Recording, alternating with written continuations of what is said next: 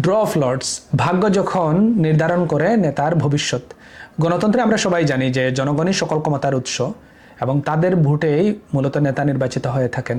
কিন্তু কখনো কি আপনারা ভেবে দেখেছেন যদি এমন হয় যে নির্বাচনে দুইজন প্রার্থী বা দুইজন প্রতিদ্বন্দ্বী সমান সংখ্যক ভোট পেয়েছেন, তাহলে কিভাবে বিজয়ী নির্বাচন করবেন?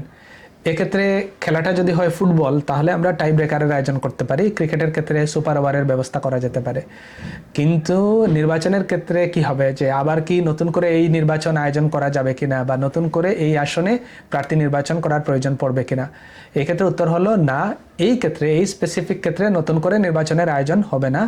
বাংলাদেশের নির্বাচনী আইনে এমন এক অদ্ভুত কিন্তু রোমাঞ্চকর নিয়ম রয়েছে, যেখানে ভোটের চেয়েও ক্ষেত্রবিশেষে ভাগ্যের জোর অনেক বড় হয়ে দাঁড়ায়, এবং এই প্রক্রিয়ার নাম হচ্ছে লটারি বা ড্র অফ লট। ইলেকশনের ফলাফল গণনার পর রিটার্নিং অফিসার যদি দেখেন দুইজন বা ততোধিক প্রার্থীর ভোট ইকুয়াল হয়ে গিয়েছে, তখন তাদের মধ্যে কে জয়ী হবেন সেটা নির্বাচন করার জন্য তাৎক্ষণিকভাবে লটারির আয়োজন করা হয়ে থাকে। এটি গোপন কোনো প্রক্রিয়া নয়, প্রার্থীদের বা তাদের এজেন্টদের সামনে এই লটারি অনুষ্ঠিত হয়। নিয়মটি খুব সহজ। সমভোট পাওয়া প্রার্থীদের নাম ছোট ছোট কাগজের টুকরাতে লেখা হয়, তারপর সেই কাগজগুলো ভাঁজ করে একটা পাত্রে বা একটা বাক্সে রাখা হয়। এরপর রিটার্নিং অফিসার বা দায়িত্বপ্রাপ্ত ব্যক্তি এখান থেকে একটা কাগজ তুলে আনেন, এবং যার নাম সেই কাগজে লেখা থাকে তিনি মূলত ওই আসনের নির্বাচিত সংসদ সদস্য বা প্রতিনিধি হিসেবে ঘোষিত হয়ে থাকেন।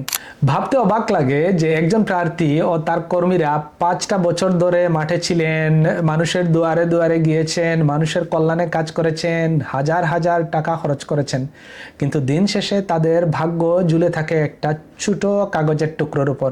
এটি হয়তো অনেকের কাছে নিষ্ঠুর মনে হতে পারে, কিন্তু একটি বিশাল নির্বাচনী প্রক্রিয়া পুনরায় আয়োজন করা, তার খরচ বা অন্যান্য আনুষঙ্গিক আইনি বিষয়গুলো হ্যান্ডেল করাটাও কিন্তু অনেক বেশি চ্যালেঞ্জিং বা অনেক ক্ষেত্রে অনেক বেশি ব্যয়বহুল। এই কারণেই মূলত এই লটারির আয়োজন করা হয়। এটি আমাদের মনে করিয়ে দেয় যে রাজনীতিতে পরিশ্রমের পাশাপাশি মাঝে মধ্যে ভাগ্যেরও বিশাল ভূমিকা রয়েছে। সমান ভোট পাওয়ার ঘটনা যদিও জাতীয় নির্বাচনে ওরকম দেখা যায় না, সচরাচর দেখা যায় না, খুব বিরল বলা চলে, কিন্তু স্থানীয় নির্বাচন বা ছোট ছোট নির্বাচনের ক্ষেত্রে মাঝে মধ্যে এরকম হয়ে ওঠে, এবং এই ধরনের লটারি হয়ে ওঠে চূড়ান্ত ফয়সালা।